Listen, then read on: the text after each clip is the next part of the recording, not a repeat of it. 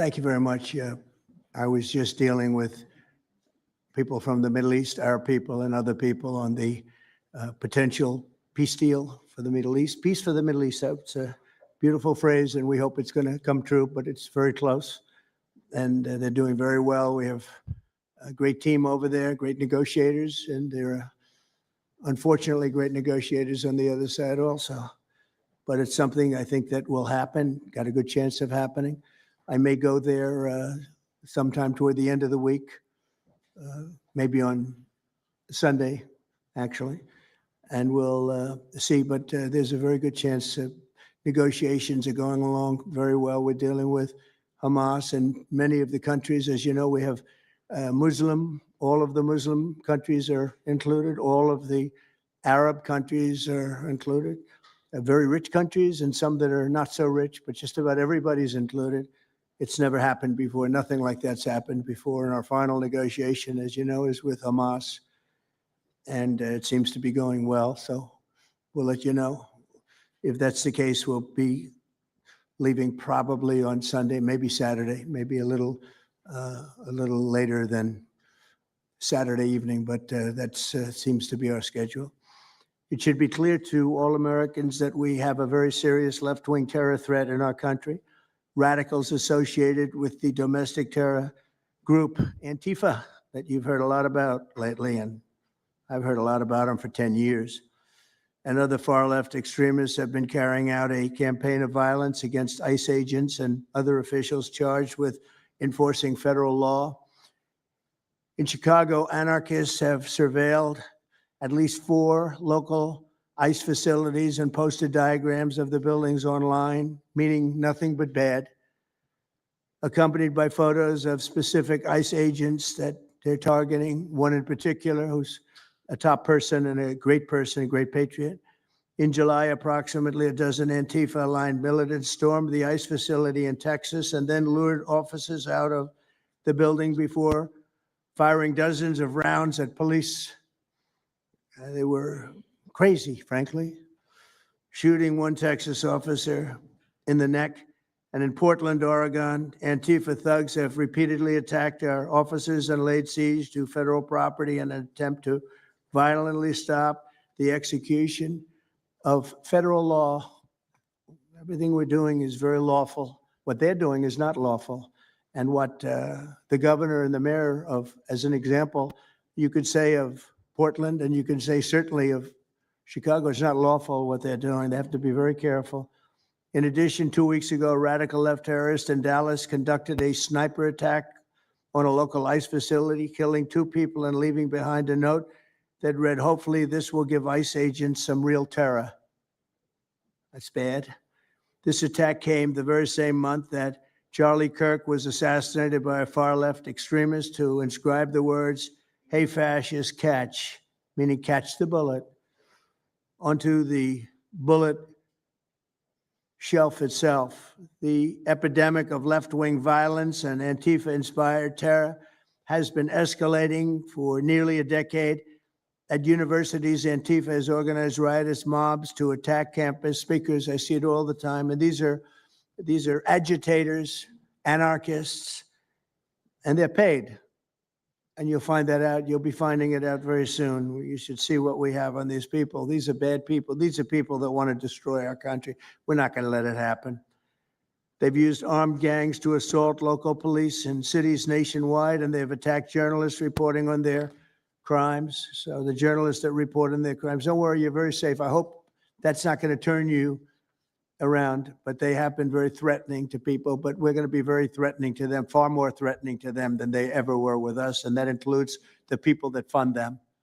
Probably some of the people I know, some of the people I dine with, but if they do, they're in deep trouble. So we're going to be looking very strongly at the people that are funding these operations. When you see the signs, and they're all made out of a beautiful, beautiful paper, beautiful, nice, stiff, very expensive paper, with beautiful wood handles, all the same color. They come from very expensive printing machines. These are not people that write out their signs in a basement that believe in something. These are paid anarchists. At least 3 of these courageous journalists have personally been victims of Antifa attacks. Andy No has been repeatedly beaten by Antifa thugs for his work in and Andy is a very serious person too, I have to tell you. I've been watching him for a long time. Is Andy here? That's what I thought. Hello, Andy. I thought that was you. You're looking better than you do out on those streets, huh? You look much better. It's nice to have you. You feel a little safer here, I think, maybe. Well, not that safe because you have them. You have to worry about that.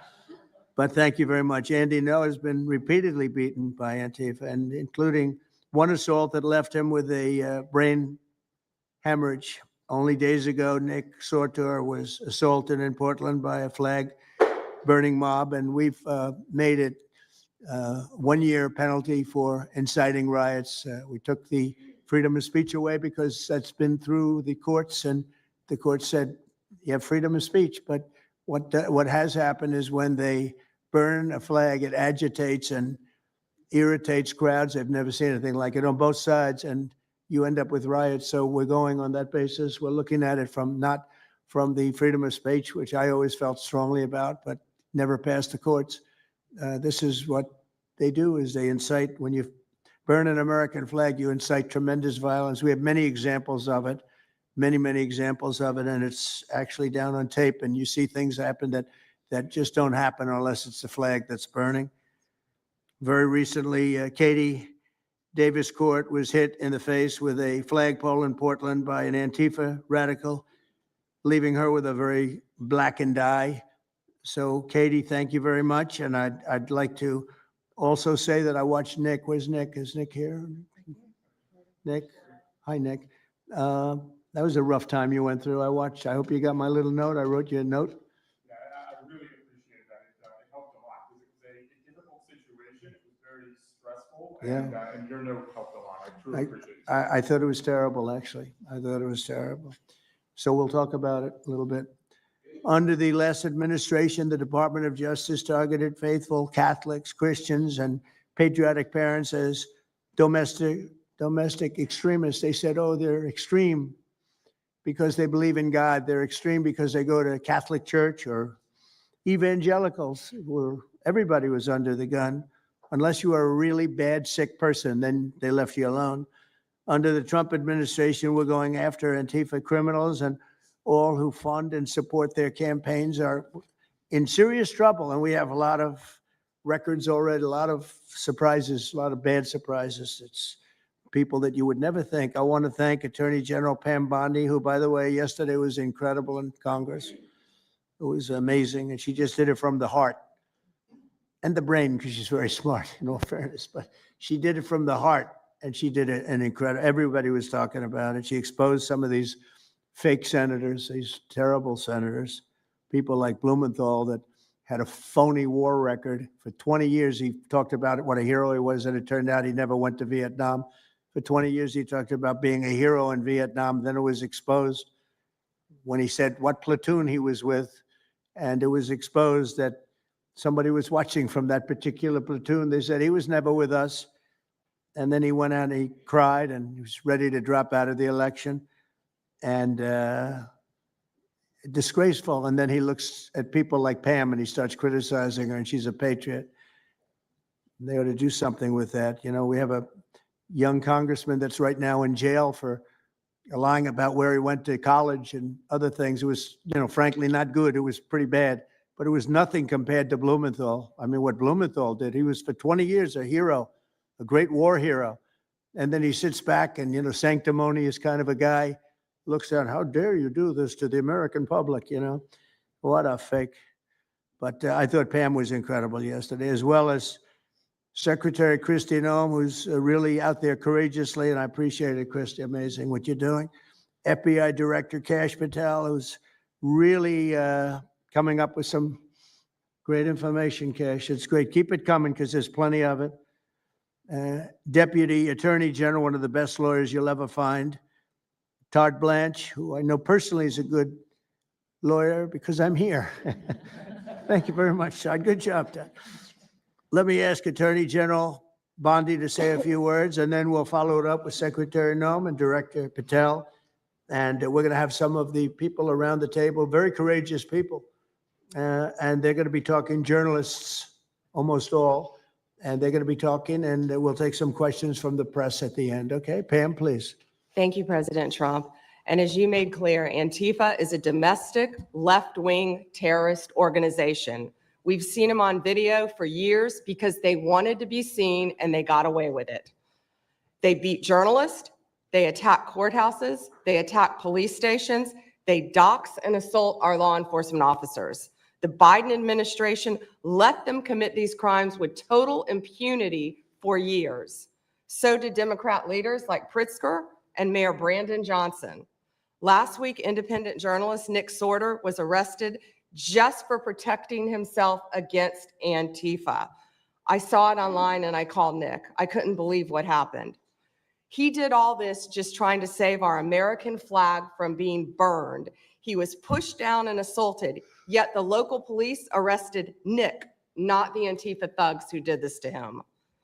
Antifa feels empowered to operate in the open because weak Democrats have turned a blind eye to their actions. Their hatred for President Trump and for law and order agendas fuels their violence. We've seen more than 1,000% increase in attacks against our ICE agents since January 20th. Secretary Noem is out there fighting for you firsthand to keep our federal officers safe, to keep our federal buildings safe, and we're not going to have it anymore, these thugs. We saw what's happening in Portland and Chicago, and you saw what happened in Dallas. No longer. This is not activism, it's anarchy. We can't and we will not let masked terrorists burn our buildings, attack our law enforcement, and intimidate our communities. Under your leadership, President Trump, we're deploying the full might of the federal law enforcement to crack down on Antifa and other domestic terrorist organizations led by Stephen Miller. And Stephen, thank you for everything you're doing. Last week, I issued a memo ordering our federal law enforcement agents, DEA, FBI, U.S. Marshals, and ATF to protect ICE officers from Antifa and other radical left-wing violence. Director Patel has been going nonstop. He and Deputy Attorney General Blanche were in Chicago yesterday. While Secretary Noem was in Portland, we are around this country fighting against this domestic terrorism. We had Apple and Google take down the ICE block apps. Hope they continue to comply with that. It's threatening the safety of our federal law enforcement officers. We're not going to stop at just arresting the violent criminals we can see in the streets. Fighting crime is more than just getting the bad guy off the streets. It's breaking down the organization brick by brick. Just like we did with cartels, we're going to take the same approach, President Trump, with Antifa. Destroy the entire organization from top to bottom. We're going to take them apart. Thanks to your bold leadership and the designation of Antifa as a terrorist organization, which is exactly what they are, Americans will no longer tolerate their unhinged violence. Thank you. Thank you very much, Pam. Christine. Well, thank you, Mr. President, and thank you for hosting today and focusing on Antifa and the terrorists that they are. Let's not make any mistake. These individuals do not just want to threaten our law enforcement officers, threaten our journalists, and the citizens of this country. They want to kill them. Their agenda is to destroy the American people and our way of life, and this president is standing in their way. He is stopping them from bringing their death and their destruction to the individual citizens in this country that just want to raise their kids and their grandkids in peace and in safety. I want to also thank everyone around this table for being so bold and so brave, for standing up and recognizing the threat that Antifa is to our way of life. By recognizing how advanced they are, how sophisticated their networks are, how they've infiltrated our entire country, and we're seeing them play out with their tactics from city to city, and how they have built out their funding mechanisms. And sir, I also want to thank our Treasury Secretary for his work in getting to the bottom of these funding mechanisms and individuals who are perpetuating this violence on our American cities. I was in Portland yesterday and had the chance to visit with the governor of Oregon and also the mayor. They're in town and they are absolutely covering up the terrorism that is hitting their streets. While you talked about some of the stories of our ICE agents, our Border Patrol agents, how they have been attacked, how they have been shot at, injured, the damage that they've done, these leaders in these local cities, along with Pritzker and Johnson, ignore what's going on, or, sir, they're helping Antifa cover it up. We have arrested dozens of individuals that are Antifa members or affiliated with them, and I want to thank our Attorney General for prosecuting them and making sure they never see the light of day again. They have been so bold in making sure we're bringing those individuals to justice. One of the individuals we arrested recently in Portland was the girlfriend of one of the founders of Antifa, and that we are hoping that as we go after her, interview her, and prosecute her, we will get more and more information about the network and how we can root them out and eliminate them from the existence of American society. I want to thank the new journalists here today for telling their stories and for being able and willing to go to the streets and to cover what's happening here in America. Many times the legacy media has looked the other way, refused to tell the stories. The networks have not really focused on what this is and what damage it is doing to our country, and how this network of Antifa is just as sophisticated as MS-13, as TDA, as ISIS, as Hezbollah, as Hamas, as all of them. They are just as dangerous. They have an agenda to destroy us, just like the other terrorists we've dealt with for many, many years. And today is the day that we have a president that won't tolerate it and will stand up and fight for the American people. So thank you for being here, for being so bold, and for standing in the gap at such a time as this. It will matter. It will make a difference, and your life will be one of significance because of what you've done today. So with that, God bless you, and thank you, Mr. President. Thank you very much. Thank you. Cash, please. Thank you, Mr. President. Mr. President, the American people gave you a sweeping mandate in your victory in this election cycle, and they demanded safety and security for our citizens. And your administration, with your leadership, has provided us with the resources that we need, which is a whole of government approach to go after criminals absolutely everywhere, not just outside of this country, but within this country. And that takes a whole of government approach. The interagency seated up here with the Department of Homeland Security, our Attorney General, our Deputy Attorney General, and your White House staffers, including Stephen Miller's leadership, has allowed us to go out there and map out these networks. What we are doing at the FBI is simple. It does not require rocket science. We are following the money. Money never lies. And that's what it's going to take to bring down this network of organized criminal thugs, gangbangers, and yes, domestic terrorists, because that's what they are. They are harming everyday citizens in every single one of our communities. And the folks you see here on the right and left, they're some of the bravest men and women we have today. They're reporting the stories live time because the mainstream media won't cover it. They're putting their lives on the line. They're standing up for the flag. The least we can do is stand up for them. So you have my thanks. I read more of your stories than I do theirs because you guys are putting out the truth. And we deserve a country where you are protected as equally as they are. We in this FBI will go after with the criminals with a vengeance. We will not rest until we find every single seed, money, donor, organization, and funding mechanism that we have. And I want to echo the Secretary's comments on Scott Bessent, who's allowing us to map out these networks through their financial criminal activities, which has been going on for decades. And I would like to remind the American public, they built this disease temple of corruption over decades. And in 8 short months, Mr. President, you have crippled their foundation because of your leadership here, because of the interagency, because of people like Deputy Attorney General Blanche, and because of Attorney General Pam Bondi's fearless leadership to go after criminals wherever they are. They will not be able to hide. They were able to hide and conspire with prior administrations, and we are exposing their corruption from within. And we will go to every single city in this country under Operation Summer Heat and the other operations we are doing at the FBI to bring these criminals to justice. We will arrest every single one of them from whatever perch you sit in, private or public, no matter how your goal or your ambition is. It will be crushed by the Constitution because the American people deserve law and order, and that's what we're going to give you. Thank you very much, Cash. Great job. Maybe we'll start over here. Would any of you like to say something? Feel free. You can say it in front of a fine group of people, also journalists and reporters. You want to start? Sure. Go ahead. Absolutely. President Trump, members of the cabinet, really appreciate you guys bringing this together. And the fact that we are here today and on such short notice shows how serious you guys are taking this issue of trans terrorists and frankly, the cities and police departments that are cooperating with Antifa, such as Portland. I mean, the Portland politicians are literally willing to sacrifice their own citizens just to appease these Antifa terrorists. It's sickening. I've seen it firsthand, obviously. When I went to jail that night, never expected it to happen. I thought that they were maybe removing me for my own safety. It never crossed my mind that I was the one that was being arrested for a crime after I was just thrown into a hole.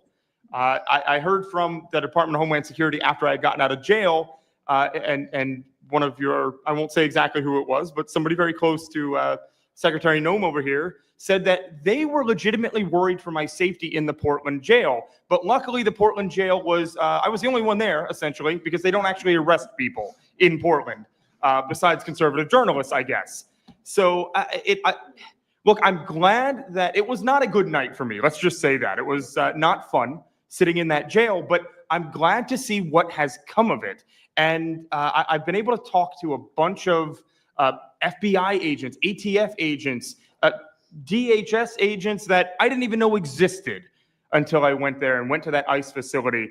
And the morale is at an all-time high. It is so exciting to see these guys know now that they have the backing of the secretary, the DOJ, as well as the president of the United States, and they are there to do their job.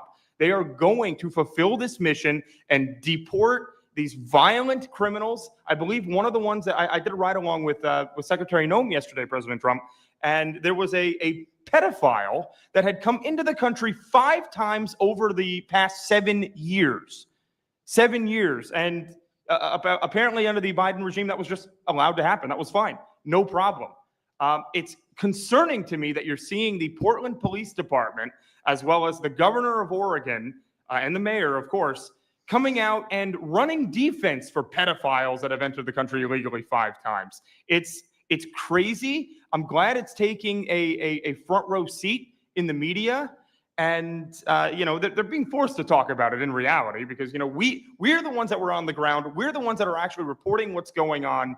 Much of the legacy media has been either ignoring it or covering for Antifa for years now.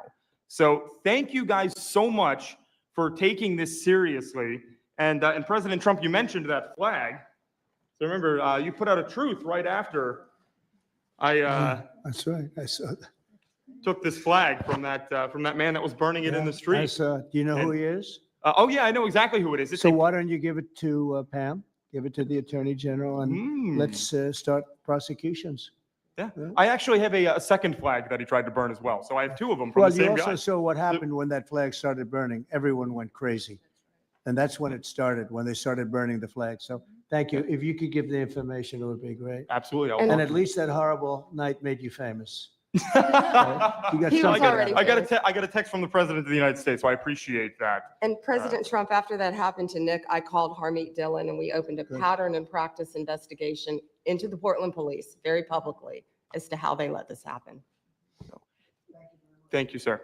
Mr. President, Brandy Cruz, you're going to hear us be very fired up today, and you can tell, and it's because some of us have been covering Antifa for 15 years and have never had anyone in a position of authority even acknowledge their existence. And I'll also tell you that I think that had you not done, the single most powerful thing you've done to deal with this scourge has been acknowledging that Antifa is a real thing. I genuinely believe there would be people at these tables who would be dead today and would have been killed in Portland had you not called them a terror organization and said, we're going to bring the full weight of the federal government to bear. I talked to Katie Davisford in Portland the other day. She'd been assaulted all summer. And she said the same thing. They didn't seem quick to violence as soon as you made that designation. So they're thinking in their heads, they're worried. There's been 24 or so arrested in Portland. They don't want to go to federal prison. There's this video of them, one of them who was in the face of an ICE agent, and then he's in custody shaking. Once you take the mask off, they're nothing. Right. And I was told by probably a dozen people not to tell you this. I'm going to tell it to you anyway, because it's relevant to what we're talking about. I'm living proof that you can recover from TDS. I had strong Trump derangement syndrome for probably 8 years. This is one of the reasons I recovered from it. And by the way, it's much better to not have TDS. I'm happier, I'm healthier. more successful. I even think I got a little more attractive after I got rid of my Trump derangement Very syndrome. attractive. Yes. You know, I'm a reporter in Seattle, and frankly, I could not care any less what any of you have to say about this meeting. Could not care any less. We're not here for you. I'm not here to convince any of you that Antifa is a real thing, because if you have not come to that conclusion by now, you are never going to come to that conclusion because you don't want to see it. And you're going to go and you're going to say it's a bunch of right-wing conservative influencers who are here spinning a tale. I was one of you. I was a mainstream reporter in Seattle for 10 years. I was a TV reporter on the streets doing my job, and I was still assaulted by Antifa. So it's not about being conservative. It's about people who go there and show what they're doing. And when I saw, after all those years, that the media wouldn't be honest about what was happening, that Democratic politicians wouldn't be honest about what was happening, I thought, well, gosh, if they're not being honest about that, maybe they're not being honest about President Trump either. And it opened my mind to just looking at things for what they were. And now I find you quite funny, actually. Now like I said, I'm much happier about it. But you know, for me, again, I could not care any less the stories that they go to print. This is what I care about. We have 3.5 years. Nothing is guaranteed, although I think if Democrats keep it up, we'll probably have Republican presidents for the next 3 decades. But nothing is guaranteed. And so what I want to see over the next 3.5 years is a full court press to dismantle Antifa once and for all in a meaningful way. I know, Andy, we talked before this about some ideas. That's really what we want to. I don't care what the media says. I don't care what Democrats say. They will never wake up to this fact. So we want the federal government to take as many of these cases as possible, look at the interstate travel between Portland and Seattle when it comes to these people who are committing violent acts. And hopefully in 3.5 years, they will be a shell of their We'll have former it very selves. close to that. And it's Antifa and many others, Yes. unfortunately. There are many others, bad ones. Most have been named terrorist organizations. There are a couple that we're going to, but I think we've got it pretty well covered. But there are many others. But very specifically today, it's Antifa, and it's really bad. And we're going to get it cleaned up. Andy, do you have something? Thank you very much. I'm glad you no longer have TDS. I feel very good about that. Thank you.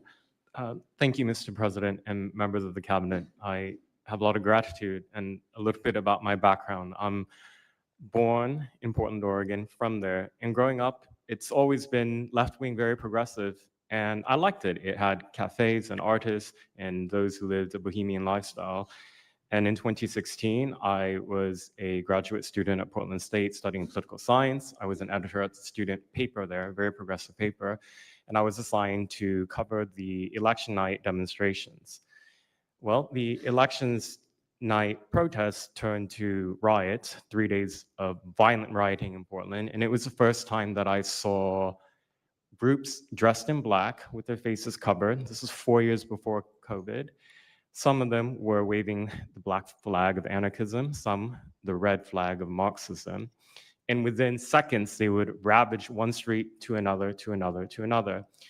And the next day, I would read the legacy media, which I still read at that time and looked forward to, and I looked up to those journalists. And I was really shocked to see that the narrative was that these, in my view, anti-democratic political violence was legitimate acts of protest because people were concerned about racism or all these other lies. And so for the next 4 years, I just continued going out with my video camera. I thought, look, people can ignore what I write because of spin, but videos can quite speak for themselves. And in 2019, it led to me nearly losing my life. I was covering another Antifa protest turned riot. At that point, had been routine in Portland, and then I was ambushed in a mob beating. And I had never been in a fight. I didn't even realize that I was being assaulted until seconds in, and the punches came from everywhere on my head and my face, and I was bleeding out of my eyes and ears, and then they threw all the drinks in my eyes to humiliate me further and to laugh at me. And I was rushed to the hospital in an ambulance and CT scan, and I had subarachnoid hemorrhage, which is bleeding in the brain. I nearly died. And after surviving that, the reporting that I saw in liberal media it seemed to suggest that I had deserved it because they branded me far right. And some even went so far as to suggest that I maybe faked my injuries. A BuzzFeed reporter asked for my medical records, which I did provide, but this felt so, it's like because I didn't die in that attack, there was another round of people who wanted to finish me off. But I continued, and then 2020, Portland was really the epicenter of the longest political violence. Those months of riots, I was on the ground, undercover, and there was an assassination there. There was a supporter of Donald Trump named Aaron Danielson who was shot dead by a self-described ANTIFA member who then fled out of state and died in a shootout with US Marshals. In 2021, I returned undercover, naively thinking that enough time had passed, and was chased through the streets of downtown and beaten, nearly choked out. The person who was trying to choke me out held me so tightly that I had the blood, the vessels in my eyes burst. So one of the symptoms were my eyes were completely red after that, and I was hospitalized. So thank you so much for acknowledging Antifa and for directing your administration to treat them as domestic terrorists. It's going to be really challenging because how they organize is that they are decentralized, autonomous, and they operate on deception. And we're still to this day told that they don't exist, that it's a figment of our imagination. I think the DOJ could look at federal conspiracy charges. The state of California and San Diego County last year broke up an Antifa cell in San Diego. And I think maybe perhaps the State Department should designate Antifa its international arm as a foreign terrorist organization, FTO. So thank you so much for this invitation, Mr. President. Thank you very much, Andy. Great. That's a rough time you had, huh? So the chokeout was almost the end, you felt? Yeah, that was my only near-death experience in my life, and I'm quite shaken when I think about it now. It really feels unbelievable to me that on the streets of America that this type of violence against citizens could become so routine and accepted and cheered on by people. Although, in the immediate aftermath of Mr. Kirk's assassination, we saw again that type of depravity play out on quite large swaths of the left. So there's a deep sickness that's in this country right now, and it pains me a lot to acknowledge it. Yeah, the amazing thing is you look at Portland and you see fires all over the place. You see fights and, just violence. It's just so crazy. And then you talk to the governor and she acts like everything is totally normal. There's nothing wrong. It's almost like, are you waking up from a dream or something? You see it on your network. You see it all over the place. And it's so bad. It's so crazy. It's like the movies you see for the kids, I guess not only the kids, adults also, where you have these bombed out cities and these bombed out people. It's like worse than that. I don't think they could make a movie as bad. And then the governor will get up and say, I don't know why they're coming here. It's such a wonderful place. And the amazing thing is the people want us to be there. The people, when they get the real people that live there, many of them have left, but the real people want us to be. The same thing in Chicago. So they've had 60, 70 murders over a short period of time, murders, people that got shot. They've had hundreds of people shot. And then a guy like Pritzker or this low IQ mayor gets up. He got up, he's got a 5% approval rating. And the people are all against him. They want people to come. Beautiful black women are wearing a MAGA hat last night on television. Beautiful people. And they said, we don't care who comes, just stop the crime. They don't care, frankly, they don't care if it's National Guard and military. Send in anybody you want, stop the crime. And they're afraid to go out. They can't even go out. And then a guy like Pritzker, think of that, 50, 60, 70 people over a short period of time actually murdered, mostly gun violence, but knives, but gun violence, they're murdered, and hundreds of people shot. They had one weekend where they had like 18 murdered and 71 shot. But they said, you know what their excuse is? Yeah, but it was a long weekend. In other words, it was a long weekend, so that was okay. And then Pritzker gets up and he says, I don't know what they're talking about. We don't have crime here. They're crazy. I think actually they're petrified. Their families live there, everything else. I actually think they're scared. Pritzker was a failure in his family. They threw him out of the family business. Guy's a loser. But you know what? They actually, I believe they're scared. They're actually frightened for their lives. Jack, please say a few words. Mr. President, thank you so much for having us here today and holding this roundtable. Antifa is real. Antifa has been around in various iterations for almost 100 years in some instances, going back to the Weimar Republic in Germany. And it's now been just under 1 month since we saw a far leftist murder Charlie Kirk, and we saw thousands upon thousands of people, other far leftists and people in positions of authority, people like nurses and pilots and doctors and HR departments celebrating the death and the murder of Charlie Kirk. This sickness that's out there is absolutely real. And Mr. President, thank you for mentioning the fact that one of the bullet casings read, "Hey fascist, catch" on it. One of the other bullet casings right next to that had Bella Ciao written on it. Now, Bella Ciao is a song that is known in Antifa circles as the international anthem of Antifa. And all of us around the world, around this room that have studied Antifa, we're very familiar with these symbols. And Mr. President, I think the situation is getting worse. When you look at people like Luigi Maggioni in his 20s, Thomas Matthew Crooks, of course, who took a shot at you, sir, the ICE shooter in Dallas, and now this Tyler Robinson, we're starting to see a pattern of more and more murderous violence. And this same violence is not just random. It is targeted assassinations, which are getting worse. And every single one of us in this room that goes out there, and obviously you as well, sir, and all the staff, we are now under that threat every single day. And working there at Turning Point USA, and I've spent just about the last month out there in Phoenix with Erica, with the family, with the team. And I will tell you this, Mr. President, even though going through something like that, which is an absolute nightmare, and people say, you know, what was it like to speak in front of all those people? It was horrible. Every second of it was horrible. But we're not going to quit. And Turning Point USA is continuing the tour that Charlie was on. We had 6,000 people when we went back to Utah. We had 5,000 people last night in Montana, if you can believe that. We are continuing to organize on campus. We are getting more and more people coming out in the face of this threat, knowing what happened to Charlie. But Mr. President, we need to do something about this, because I fear that the next one who could be killed could be sitting at this table right now.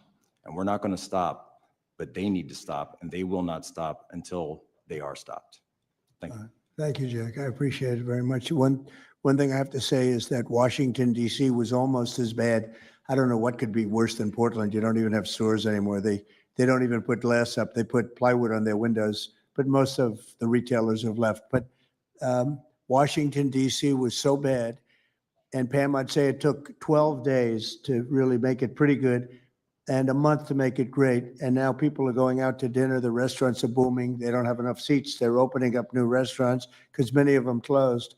And people are walking down the street totally safe. A reporter, I'm not sure if she's there. I can't see somebody reported it. She is. She was violently assaulted. And I don't know, she tends to be somewhat liberal, but she wasn't liberal on this one. I appreciated your honesty, but that won't happen again. It won't happen again. You're lucky you're alive, frankly, with what happened. I know exactly what took place. So Washington, D.C., our capital, we thought we'd start there appropriately, and it's safe, and people are so happy. They're so happy. And now it's a couple of months. I went to dinner there. I felt totally safe. I gave a press conference right in the middle of the street, which I don't think Secret Service was thrilled about. But, you know, I'll tell you what, I wouldn't have wanted to do it 6 months ago. It's incredible what happened. Now we're in Memphis. As you know, we're having a great impact in Memphis. It's been only a week, but it's, Cash, I hear it's been amazing what's happening there just very early. But you take a look at D.C. and you take a look at some of the other, we've had a big impact there.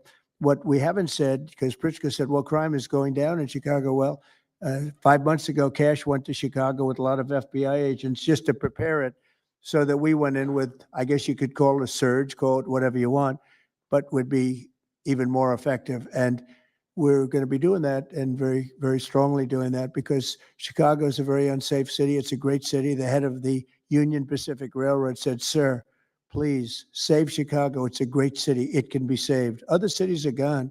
I mean, they're lost. They can get better, but they're just really, they've been so decimated. But I'm so proud of what they've done so quickly in D.C. And it's taking place quickly in Memphis, where we were asked to go by the mayor and by the governor. And it's really incredible what we can do and how fast we can do it. Let's go for two more. Would you like to go? And then Katie, you'll go. Okay, please. Yeah, thank you, Mr. President, for having us here. And not to sound like a broken record, but it needs to be said that Antifa is real. Yeah. It's real. It's a threat. I just saw them last weekend over in Portland while they're causing mayhem over there.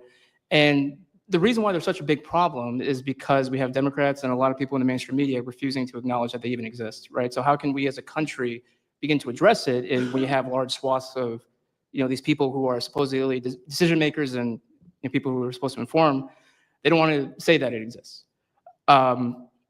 Because the common argument is like, well, they're not a real organization because there's no national leadership. They don't have a national headquarters. So how can law enforcement go after a group that doesn't exist like that?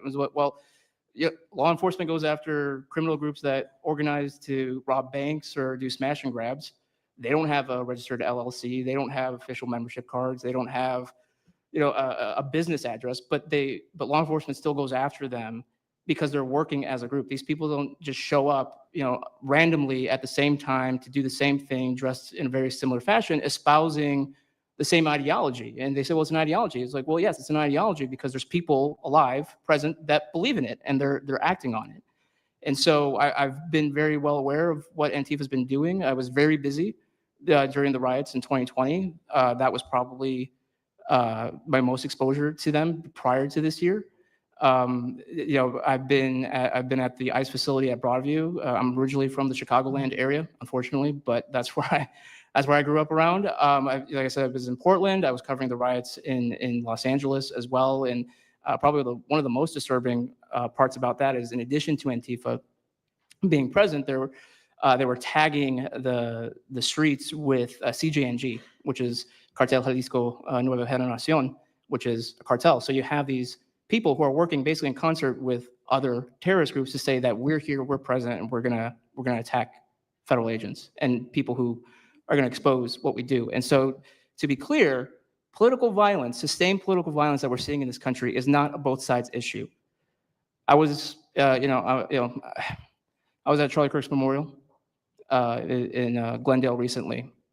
Conservative gathering, totally peaceful. It was the most peaceful gathering that I've been at. Every other time that I've been covering violence in the streets, just this year, just this year, it's always been from left-wing people, radical left-wing people. And it's not even just Antifa anymore. The shooting that happened in, the defensive shooting that happened in the Chicago area, that wasn't someone dressed in black bloc. That was just somebody that had taken upon themselves to go out and try to interfere and ram federal vehicles.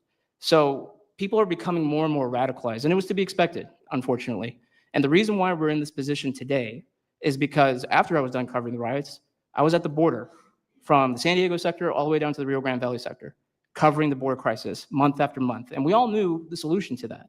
We all knew why it was happening. It's because, well, it's racist to have a border. It's like, well, actually, it's not, but okay.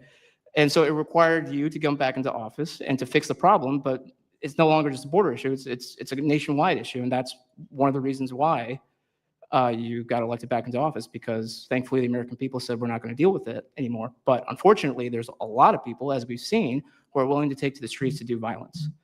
And that's a scary thing, because typically when I was in 2020, I was covering Minneapolis, Los Angeles, Portland, Seattle. I was over in Chaz, and that was to be expected. But now, because the issue of immigration, illegal immigration, is so widespread, riots can happen anywhere. Attacks can happen anywhere. So that's why it was weird kind of going back to my home state to cover this violence. I mean, just after the Dallas shooting, they were chanting outside Broadview, shoot ICE, shoot those, efforts, shoot those efforts. So I'll just leave that. Thank you so much again for having this. this is very dangerous. You know, we don't work for companies that have billions of dollars. You know, we're running and gunning often on our own. We became friends. A lot of us are friends because we would see each other all the time, and we became friends because we wanted to have someone watch our back while we're out there. Because like I said, we're just out there. And but we'll continue to do it because it's an important topic. It's an important issue. The American people deserve to know what's happening in these chaotic situations, and we're more than happy to do it. So thank you, sir. Great job. Thank you very much. Katie, please. Hi, Mr. President. It is an honor being here today, and I first wanted to start by thanking you guys for designating Antifa a terrorist group. It's exactly what this group is. It's a long time coming. I'm an investigative journalist from Seattle. I work for the Post Millennial alongside Andy No and Jack Posobiec. I have been infiltrating Antifa cells in Seattle and Portland for the past decade. I know their inner workings, and Antifa uses extreme political violence to crush the civil rights of their political enemies and believes that violence is justified by any means necessary. But today, I want to focus on what is happening in Portland at the ICE facility. I've been covering this for the past 4 months, and this is a call out to corporate media who has completely ignored this story or has falsely reported on it. This is nothing short other than a sustained attack on the United States, which is being supported by Democratic elected officials. The Portland Police Bureau has completely abandoned several blocks outside the ICE facility, giving away their jurisdiction to a terrorist group who has spent the past 4 months harassing, assaulting, and intimidating anyone they perceive to be against their cause. Not only have federal agents been relentlessly assaulted for more than 100 consecutive days, black-clad anarchist militants concealing their identities behind black facial coverings have been assaulting reporters just for trying to cover their crimes.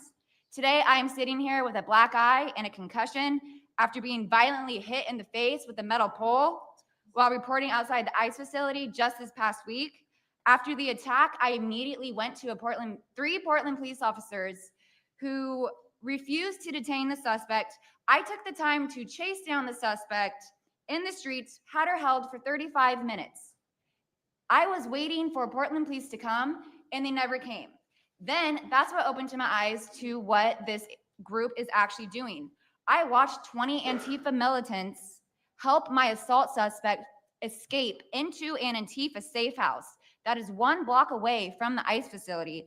And this safe house is where Antifa affiliated protesters are conducting paramilitary operations.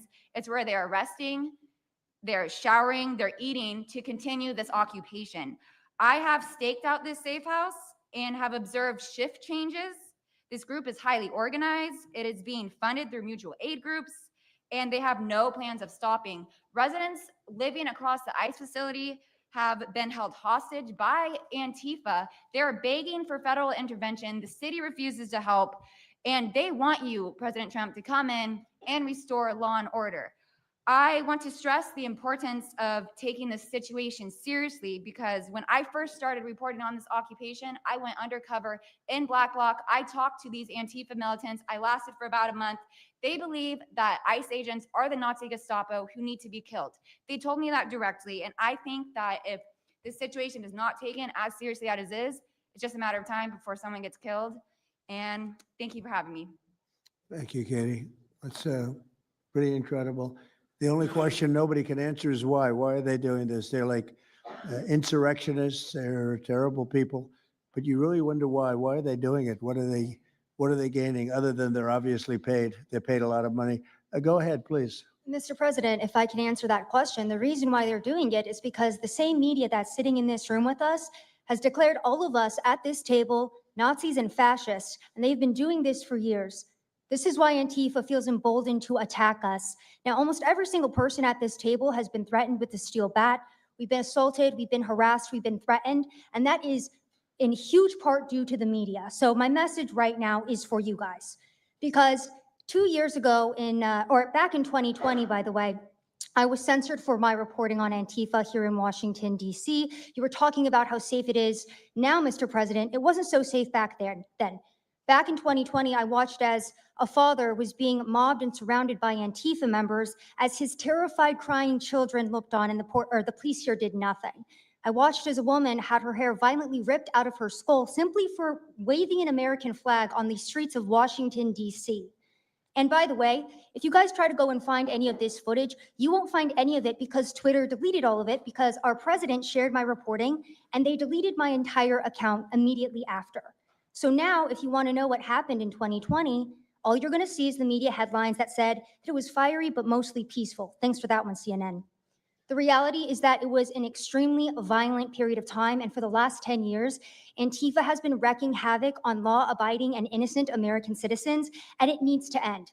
Now, I'm with Turning Point USA. It's an honor to be here, Mr. President. Thank you guys so much, everybody in the administration, for giving us a seat at the table, because the media has not only been demonizing us for so long, but immediately after the brutal assassination of our founder, Charlie Kirk, our Turning Point USA chapters have seen an uptick in violence across the nation as Antifa chapters that are embedded in our universities go and target them. It's been extremely difficult to report on the ground, and for a long time I was afraid to go to Portland because I knew that the only people who would have my back, like Julio said, were one of my friends on the ground because there is no police force there. I was terrified to go because I knew if I got shot or stabbed, and I have been assaulted, I've been mobbed and robbed in Austin, Texas by Antifa, that nobody would come to help me. So my plea to the entire administration, especially to the DOJ, is every single radical left-winger who is in front of the ICE facility in Chicago, in New York, in Portland, please make sure that you use the full force of the law to come after each and every single one of them, because it is us being soft on left-wing violence that has fomented all of the terror that we have seen in this country, and it is the left wing getting away time and time again with assaulting law-abiding American citizens that has led us to this place. So truly, to the Americans that I speak to on the ground, they feel completely abandoned by their state and local government. So please step in. You have Americans begging for the National Guard, and to the media over here, please report on the truth. Please do your jobs. I'm an American citizen. Everybody at this table simply views ourselves as American citizens who have an iPhone and the will to actually tell the truth. So please take your job seriously and tell the truth to the American people. And thank you for letting me be here on behalf of Charlie to continue his legacy of cleaning up the country. Thank you, Mr. President. Thank you very much. Appreciate it. Wow, you feel very strongly, I can see. I'm mad. I got beat up so many times, Mr. President. My friends have gotten beaten up, and I want to cry right now from happiness because we have been completely ignored for so long. For almost 10 years, we've been getting assaulted on the streets. I have watched children cry as their parents have been attacked on the streets. That should not be happening at our nation's capital. So please, again, the DOJ, please utilize the full force and go after each and every single one of these people. Fantastic. Thank you very much. Great job. Impassioned. That's important because you should feel like that. Please go ahead. Mr. President, thank you for having us here and bringing Thank you. together this panel of brave journalists, everybody on this side of the room. And no one can speak to the violence better than these people here. So I think we know that this is not just a story about violence and chaos, as you alluded to, Mr. President. This is a money story. And at the Government Accountability Institute, my colleague and I, Peter Schweitzer and our team, we followed the money, and we followed it to the top of what we call the protest industrial complex, Riot Inc. And we found a network of NGOs. It's not just the Soros network, the Open Society network, it's other funding networks, the Arabella funding network, the Tides funding network, Neville Roy Singham and his network, Foreign Cash. And it's also big left-wing funders. Some of them are not citizens of this country. Mr. Hans-Jörg Wyss of Switzerland. They're pouring money into this entire ecosystem. And so I want to share 3 money facts with you about what we call Riot Inc. Number one, like any corporation, Riot Inc. has many divisions. It doesn't just have the Antifa boots on the ground division. It has PR divisions. It has marketing divisions. It has a very well-funded legal division to get these boots on the ground back on the streets as quickly as possible. But it does have those investors that I mentioned. Number two, we have identified dozens of radical organizations, not just the decentralized Antifa organizations, but dozens of radical organizations that have received more than $100 million from the Riot Inc. investors. These would be the lawyer groups. These would be the groups that advocate for calling good, honest Americans fascists, et cetera. And then 3, I think the most shocking thing is that we have found that more than $100 million in U.S. taxpayer funding has flowed into these funding networks, including at least $4 million to these very groups themselves, not just Antifa types, but there was an event in Atlanta called Stop Cop City. Over 60 rioters were charged with domestic terrorism. These groups received money for that from both the billionaire class as well as taxpayer money. So one other thing, this money helps fund the decentralized crowdfunding platforms. These are ways that Antifa, the John Brown Gun Club of Elm Fork, which had links to that attack on the ICE facility, the Socialist Rifle Association, and just because they don't have LLCs or EIN numbers doesn't mean they can't get paid.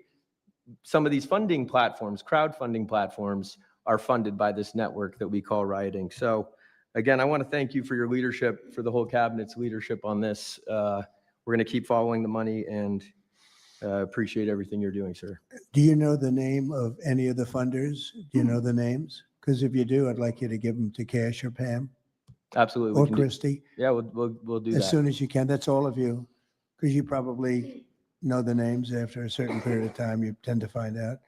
But these are people that do not have good intention for the country, and that's treasonous probably. So if you could, very important, if you could do that, it would be great. Nobody would know better than you. You'll figure it out. Thank you. Please go ahead. Yeah, my name's Nick Shirley. I'm 23 years old. I'm a 100% independent YouTube journalist. And over the past year or so, I've been able to go to 15 countries. I've hung out with people in the gangs of Brazil, in the favelas, in the prisons of Secot. But yet the most dangerous places I have been here in the United States, unfortunately. And I've had the opportunity to show people about the protest Antifa here in the United States, and there's nothing organic about what they are doing here in the United States. I've watched people be bussed in from states. I've watched the same lady at a protest in Atlanta be bused to protest in DC and then in New York City. There's nothing that is honest about what they are doing. And they have signs. I've seen the same signs here in DC and in London as well. It's a big organization and corporation that they're running. And people may wonder, like, what's the threat to us as Americans if we go? Well, you'll be labeled as a fascist, you'll be labeled as a Nazi, and they'll wish death upon you because they wish death upon me. And just last week in Portland, Oregon, I watched a lady get trapped in her car, surrounded by Antifa, and her sister messaged me after seeing the video. She said, the only reason I think my sister was safe is because you were there recording. I also was chased out by a member of Antifa who said he would smoke me, and next thing he knew, a DHS sniper had lasers on his chest. If he was not there, who knows what would have happened that day. These people are very dangerous, and people wonder how they're able to do it. It's the reason is because these cities are not enforcing the law. And why should these people be worried if the law is not being enforced? And we are not far right, nor are we far wrong. We're just right. And the truth about what's happening here in America with these groups is very dangerous. And I thank you, Mr. President, and your administration as well for acknowledging that. Thank you very much. It's too bad you have to go through it. but I know, thank it's a little you very crazy, much. right, Yeah. Mr. President? Well, you're going to get to the bottom of it, so it's a very important thing you're doing. Thank you very much. Please, Ken. Yeah, I've just got something very short. I'm attacked every time I do my job. When I leave my house to go to work, I am violently assaulted. I've had guns pulled on me. I've been bear sprayed. I've been beaten down. I've been almost killed. So my question for all of you is, how would you feel if every time you showed up to work, masked militants tried to kill you? Because that's how we feel. That's our lived reality. And you guys go and tell us that we're liars, the riots aren't that bad, right? I've never seen any of you guys on the ground. In fact, I've never seen anybody representing the companies you work for on the ground. You guys come to us for interviews that never get published. Stop saying we're lying. We're not. We risk our lives every day to do the job that you guys are too afraid to do. What network would you say is the worst, if I could ask? Oh man, yeah, that's a real tight spot. Honestly, it's a simple question. And it's Well, there's a lot of people in this pool, and I would say I'm not talking about Fox. I'm not talking about Newsmax or any outlet that resembles them. So I'll let you guys put the pieces together on who I'm exactly who would talking you about. say, which network? would you say? MSNBC for sure. Oh, they're Yeah. terrible. I agree. They're CNN, terrible. probably close. Yeah. Yeah. I'd rate it that way, yeah. MSNBC, it's Brian Roberts. Yeah, That he allows that to happen is a disgrace. absolutely. And CNN is second. Yeah, I would second. say CNN is not quite as bad as MS. MSNBC is not What really a about news site others? anymore. Oh, MSNBC is sick. Yeah. They're sick. Well, Who- sir, it's who also else? just the stories that they publish about what's the ICE enforcement operations that are so heavily slanted that it's no longer, as I was saying, no longer just Antifa, but Americans that are becoming radicalized. So they've been very irresponsible with how they've been reporting Who on is it. that? MSNBC, for example, they're Would you rate them the worst? probably, And they who ran a would you rate story. second? Well, they ran a story about an operation in Southern California about how a father of 3 Marines was arrested, and they made it seem like they just did it because he's brown. But there's video of that same man charging at the agents with a weed whacker. Now, I've worked with weed whackers back in the day, and you don't want to be on the receiving end of one of those. So that's why he was arrested. But the story was presented as if it's a brown guy just simply being arrested. And I've been around ICE agents, and I'm a citizen, so I feel fine. But it's just that's why it's not just Antifa. It's not happening in a vacuum. It's No, it's multiple working in factors. conjunction. I think they work in conjunction with some of the media.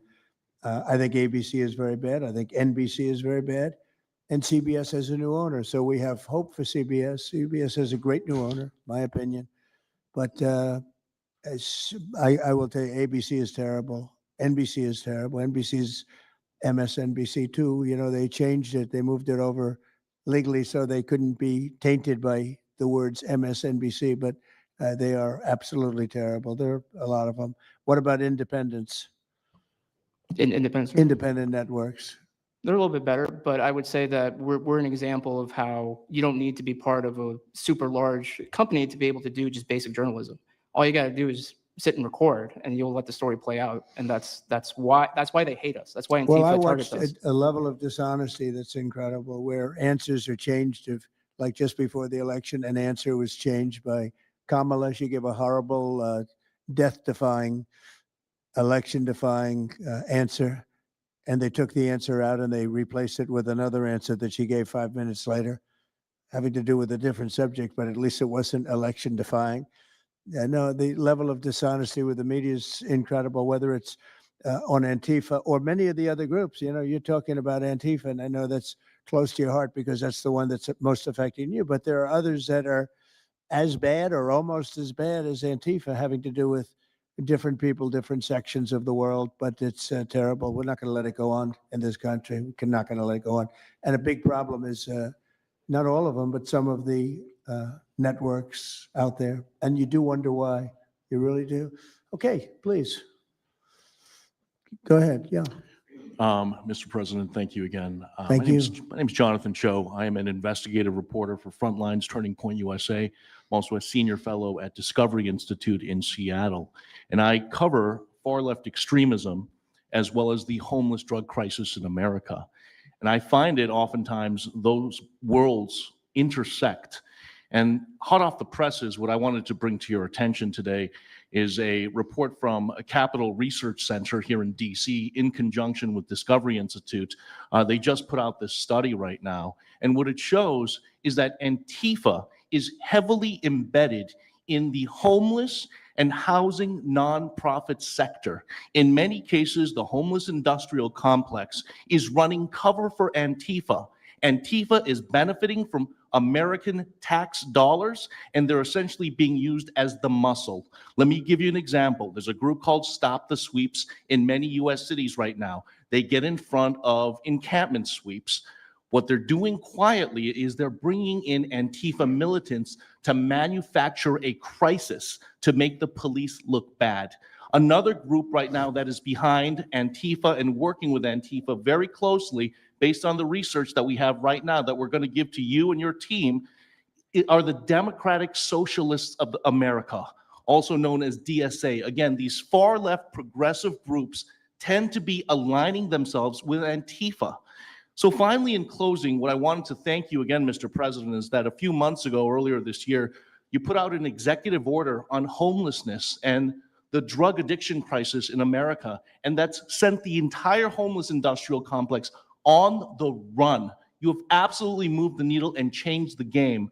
But what's also come out, again, is that there is a connection, a deeply embedded connection with the homeless housing nonprofit game in America connected to Antifa and the far left activists. And finally, I just wanted to say that all of our resources at Turning Point USA and Discovery Institute are at your disposal. And we will continue again to carry on the legacy of Charlie Kirk. He would have wanted us to pursue and chase the story.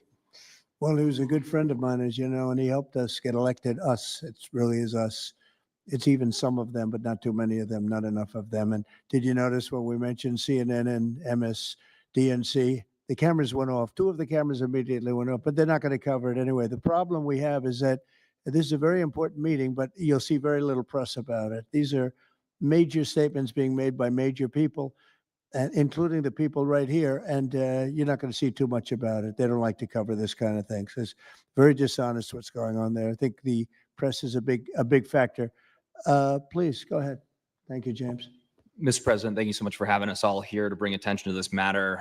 You did mention MSDNC, CNN, a handful of those other outlets that have been lying about, various things, but especially what ICE, brave men and women over at ICE have been doing.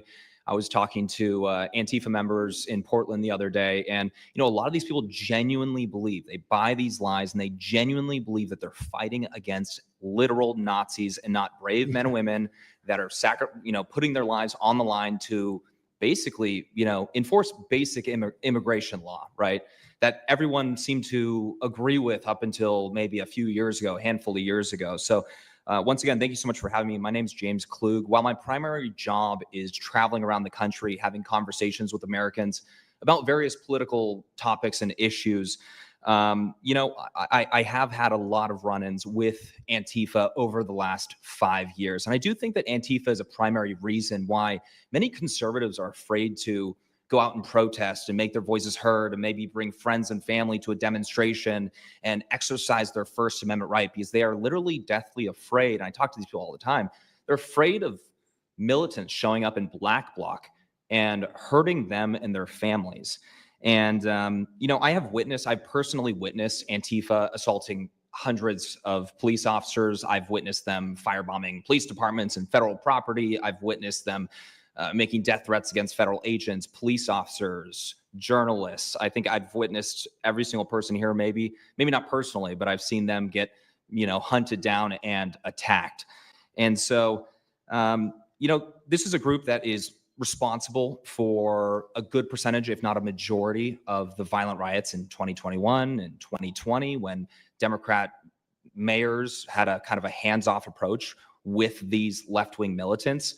Just as a quick reminder for everybody, we're talking about dozens of murders that happened in those riots. We're talking about billions of dollars of damage to property and communities all over the country. We're talking about thousands of officer injuries. So this isn't just like some little thing that they're, they punch a journalist here and there. No, they're responsible for a lot of damage and a lot of people that have, unfortunately died, and basically suppressing people's voices, And so what I did want to talk about is, to get this footage, almost every single person in the room here, to get this footage, you have to go undercover because you are at risk of being beaten or worse. You have to go undercover. You have to film low key to capture them committing crimes. This is stuff that the mainstream media was not doing and has not been doing. They'll show when Antifa is maybe, it's a little bit more peaceful, and they'll show when it's more mellow, but they'll remove the cameras when things get violent and it's actually dangerous to be here. And I have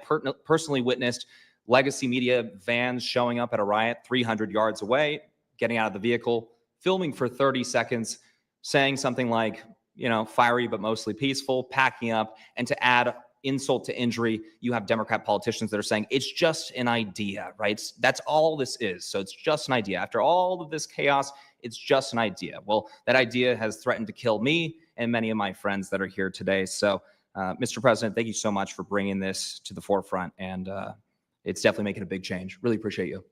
One question. So why is it there are numerous groups? Antifa is terrible, but you have other groups that I guess probably are almost as bad or just as bad. Not one other group was mentioned. I'm sort of surprised at that. You just come into contact with Antifa. It seems to be that you mostly come into contact with Antifa, please. There's a lot of overlap. And I would say that, for instance, Jonathan brought up the Democratic Socialists of America.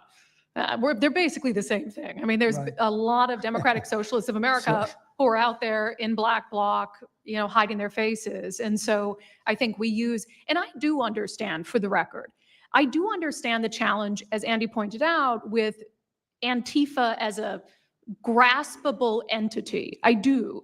But at the end of the day, when you look at behavior, you prosecute behavior, right? We're not prosecuting ideas or ideology, you're prosecuting behavior. So whether you can prove that this amorphous thing is Antifa or someone has a patch that says Antifa, it doesn't matter. Did they assault someone? Did they assault a federal agent?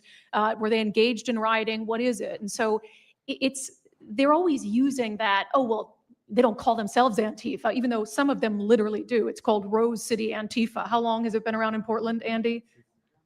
Since 2007. They call themselves Antifa. In Seattle, I was outside the federal building and they were yelling, "There's no police here. This is Antifa land." And then at the same time, Democrats, like our governor, "Oh, Antifa is an idea." But yeah, I think Antifa can overlap with a lot of other entities and organizations. Okay, very good. Thank you. President Trump, I just wanted to add this real quick because you were asking which mainstream media outlet is the worst. What I think, it's any of them that decided to call Kilmar Abrego Garcia Maryland Dad. Because when I'm out there on the street talking to these people, they call Maryland Dad is this human, he's actually a human trafficking MS-13 gang member that's illegally in the country. But the amount of people on the street that I spoke with that thought that he was a U.S. citizen that was being deported to Uganda is dangerous. These people genuinely believe, based on what comes out of the garbage standing over here, that you guys are deporting U.S. citizens.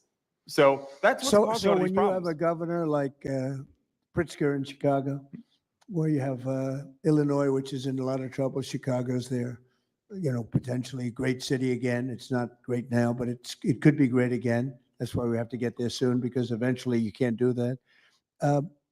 What makes a man like that say that things are wonderful? Why doesn't he say, we love that President Trump is going to come and help us clean up Chicago and make it safe again, as opposed to fighting us and pretending that there weren't 50 murders and 200 shootings and all of that? Why is that? Go ahead, Nick. To spite you, to spite the administration. That's simply what it's about at this point. Because, if you go and talk to some of these citizens, like I'll use Portland as an example again, because I've been there for so long now. You talk to the neighbors that live in the apartments next door to the ICE facility. There are veterans with PTSD that live there, and they're here all night long, screaming, fireworks being lit off by these rioters, children crying because they, can't sleep at night and they're scared of all the noise outside, and they can't leave. They can't. They got a lease. You can't just leave. These people aren't wealthy individuals, and that's one of the major problems. And these people are afraid to come out and speak out, and they're getting no help from their government at all. They've been begging for the noise ordinance to be enforced outside of their apartment complex for months now, and the city of Portland has ignored them every single time. The victims are, as I said, they're afraid, but the governments aren't doing anything because they want to spite the administration. It's all political. And the politicians make you feel like you're foolish, like there's something wrong. Like, how could President Trump be saying that about Chicago? And yet the night before you see that, 11 people were shot, 5 people died, and you have him talking about like it's a wonderful situation. They make you feel guilty. And a lot of people don't get over that. They just don't get over it. I think they convince the people. Do wealthy people leave too or not? Places like Portland, are the wealthy people leaving? People that can leave, are they leaving? I think that they're moving to the areas that have been gentrified. I mean, the Oregon governor, when she was saying, we don't need Trump here, she's walking around. It's a very tight shot, if you notice that. And she said, Portland's just fine. Look at me. And they'll focus on the couple areas of Portland that are very nice. That, and there were explosions in the background. Yeah. I mean, there was a reason they cropped it in. Explosions in the background. Sure. Anybody have anything else to say over here?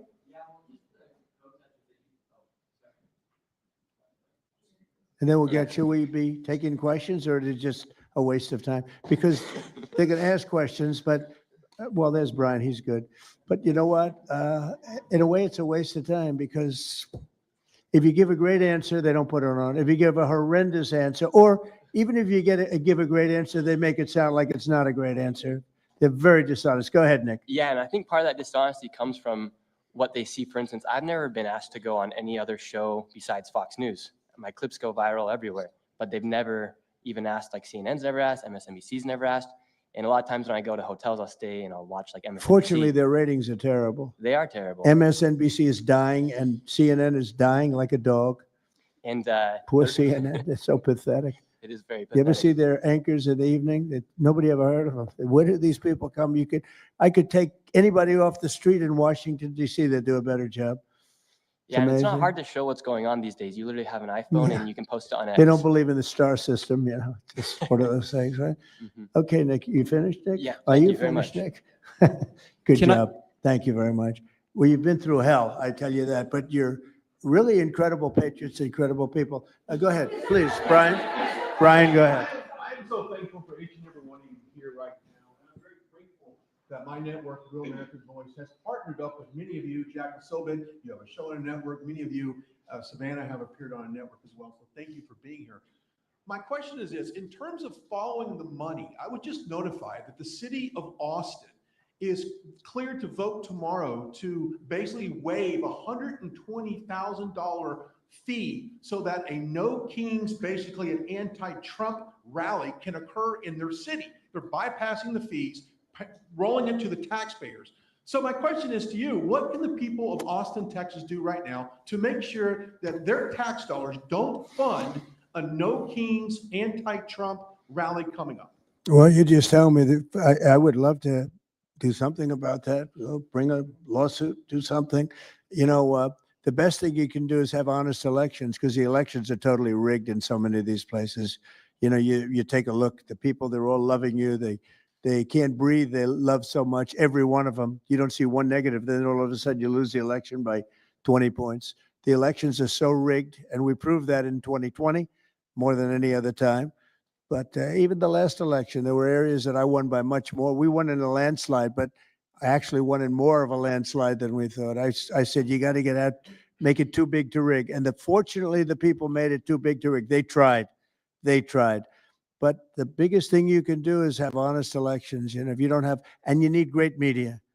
You need borders. You need borders. Wait. You need borders. You need honest media, you need honest elections, and you have a great country, and you need all three of them. Yeah, go ahead. To a lot of these radical groups that you talked about inside here. So thank you for. I would like you to make a big deal, though, if they're waiving a fee, but I guarantee they wouldn't waive it if it was, it's not Trump. If it were a conservative rally, they wouldn't be waiving it. So maybe you can look into that, Pam. Todd? That sounds like one for Todd, Pam. Go ahead, Todd. Good luck. Thank you.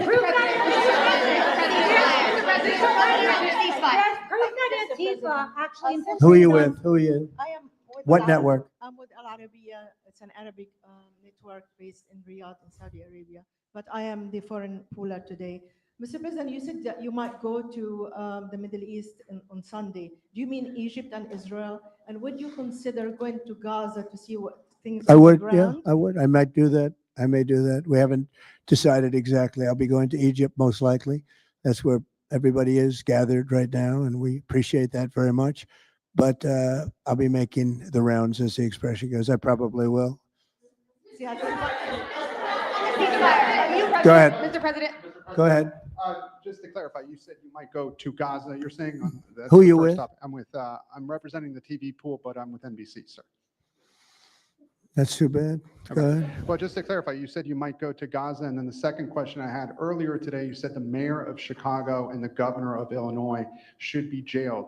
Have you asked the Justice Department to look at possible charges? No, I've seen the law, and when you have a group of people where the police call off the safety for ICE officials, I've understood that, and I've read it today in numerous journals that that's illegal. What they did is I guess it was ICE, Christie, right? They were under threat, and the police were helping beautifully, and it was fine. And then all of a sudden, a woman was on the line saying, "Everybody, move back, get out." and they were given an order by the second person in the police department, and the governor knew about it, the mayor knew about it. I understand that's a criminal offense. Do you want to comment on that, Christie? Yes, sir, we're seeing that kind of pattern happen with local law enforcement and state law enforcement, not just in Illinois, but also out in Oregon too. In fact, in Portland, I was there yesterday, but some of the ICE officers were telling me that as they drove by the rioters that were saying, kill ICE agents, Molotov cocktails, melt ICE, that the Portland police were cheering them on and had their fists in the air cheering on the rioters that were threatening their lives. So in Chicago, we had a 10-car caravan trail our ICE officials and pin them down. And those ICE officials, to get out of their vehicles, a woman tried to ram them and run them over, and shots were fired to get them to safety. So it's happening on a regular basis, and any elected official that allows this to happen and gives cover to those kind of individuals who are perpetuating murder should absolutely be prosecuted, in my opinion. Daniel. And by the way, we have Marco Rubio. Marco, come on up here, please. He's going to bring a little stability to this group. Come on up. Does everybody know Marco Rubio? Is there anybody that doesn't? Some of the reporters don't. That's why they shouldn't be reporters. Which job is he here for today, Come sir? on up here, Marco. Anything we should know about the Middle East? That's what we're hoping to talk to you about here, Mr. President. He's doing a good job.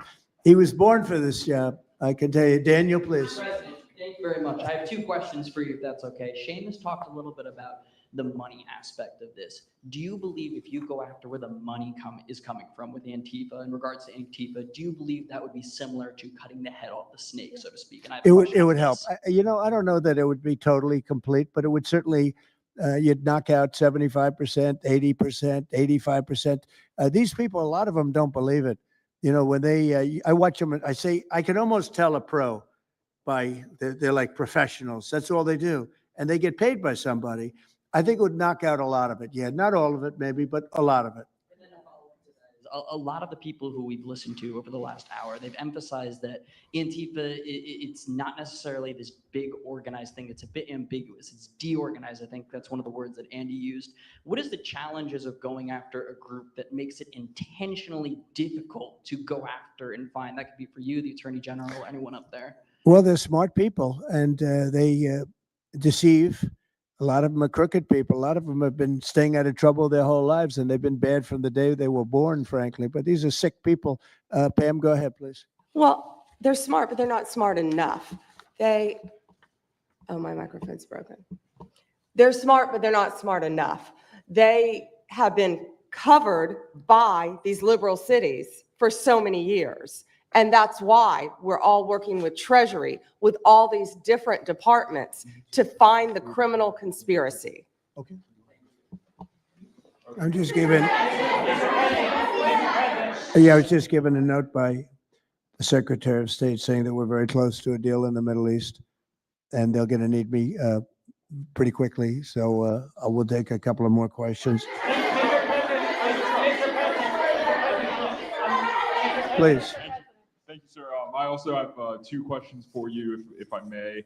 Have you given any more thought to possibly suspending habeas corpus to not only deal with these insurrectionists across the nation, but also to continue rapidly deporting illegal aliens? Yeah, it's suspending who? Habeas corpus. Sir. Oh, I don't know. I'd rather leave that to Christie. What do you think? No, sir, I haven't been a part of any discussions on that. All right, go ahead. In the ceasefire. This is CNN speaking, by the way. So, Are you this is personally one of the worst reporters that you'll ever see. I don't even want to take a question. It's a waste of time. Go ahead. How will you decide which workers get back pay and which workers do not? Well, we're going to see. Most of them are going to get back pay, and we're going to try and make sure of that. But some of them are being hurt very badly by the Democrats, and they therefore won't qualify. Go ahead, please. What will the administration do to foreign Antifa organizers and funders who are located overseas? Go ahead, in the yellow, please. So the Nobel Peace Prize will be announced on Friday. You've been nominated by many world By many, leaders, many countries, that's by many right. countries, as well as the hostage families. Do you think you will win? I have no idea. I mean, look, I did settle. Marco would tell you we settled 7 wars.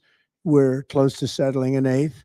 And I think we'll end up settling the Russia situation, which is horrible. 7,000 people died last week, by the way, in Russia, between Russia and Ukraine. I think we'll settle that. So I don't think anybody in history has settled that many, but perhaps they'll find a reason not to give it to me. You know, perhaps they will.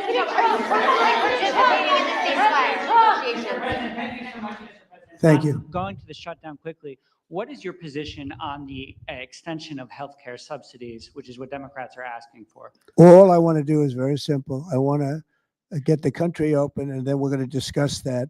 And we'd like to, Obamacare is a horrible mess, and it has been from the beginning.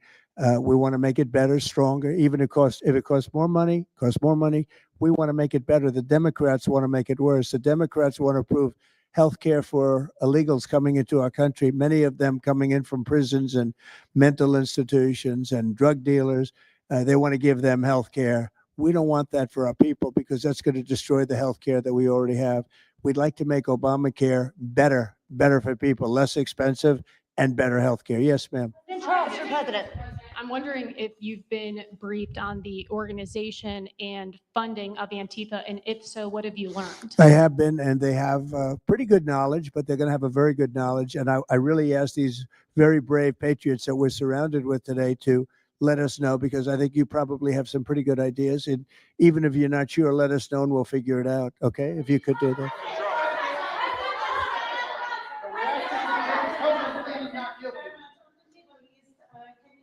You're from Italy?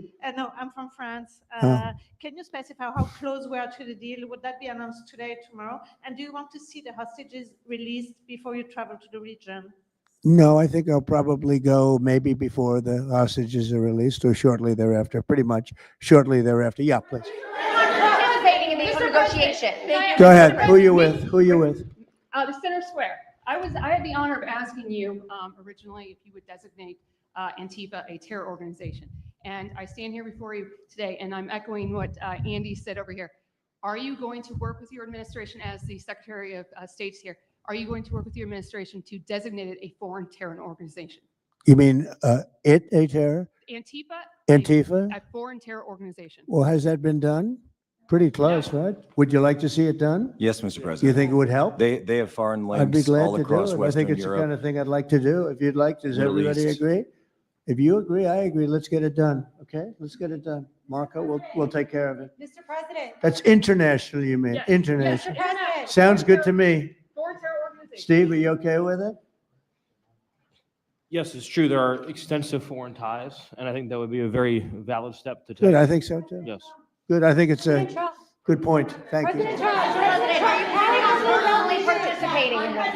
On the shutdown, we are now about 1 week away from military service members missing their paychecks. We'll always take care of our military. Would you encourage Congress to pass a standalone bill to pay our service members? Yeah, that probably will happen. We don't have to worry about it yet. That's a long time. You know what 1 week is for me? An eternity. 1 week for me is a long time. We'll take care of it. Our military is always going to be taken care of.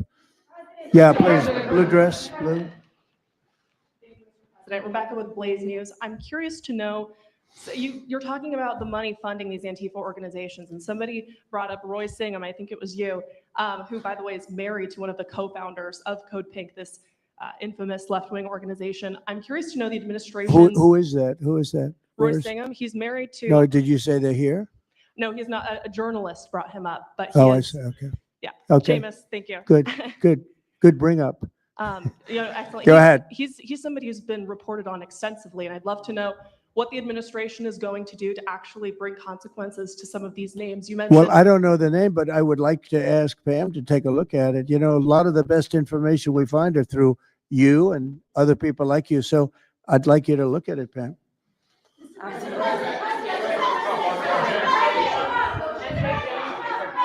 In the back, please. Compelling proof that Antifa did infiltrate on January 6th, dressed up like Trump supporters and incited violence. Is that something that you would want the new J6 committee at Congress to look into? Well, I've heard that. They dress up like, they're fresh out of MAGA, but they have nothing to do with MAGA. and they make trouble and they try and blame it. And yeah, we know some of that, and we will be acting on some of that. We've seen it. We've seen it. So I think you could stay a little longer, but the problem is, although you have some very honest journalists in here, you also have some largely dishonest journalists like MSDNC and CNN. I think they're very dishonest, unbelievably. It's like a waste of time even talking to them. But I have to go now to try and solve some problems in the Middle East, although I'm very well represented by our Secretary of State. He could probably do an even better job than me, but who knows? We don't want to take any chances. So we're going to go and do that. If you'd like, Pam, would you like to stay for another 5 minutes, 10 minutes while we have all these great people? And I'll let Pam and Christy take over and get some good points out. I just want to thank the people around the table in particular. You've been amazing. You've been brave. You're real patriots. You're real patriots.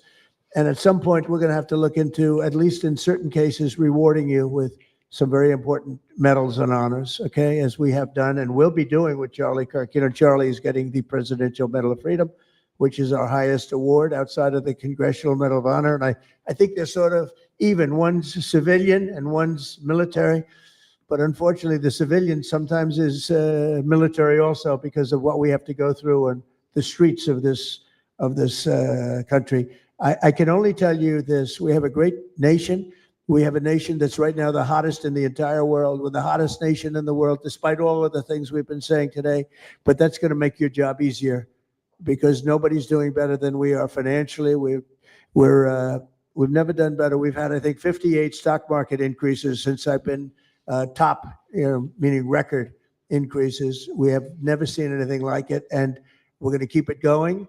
That makes it a little bit easier for what we're doing. I guess maybe it also makes some people crazy because they don't want to see us do well.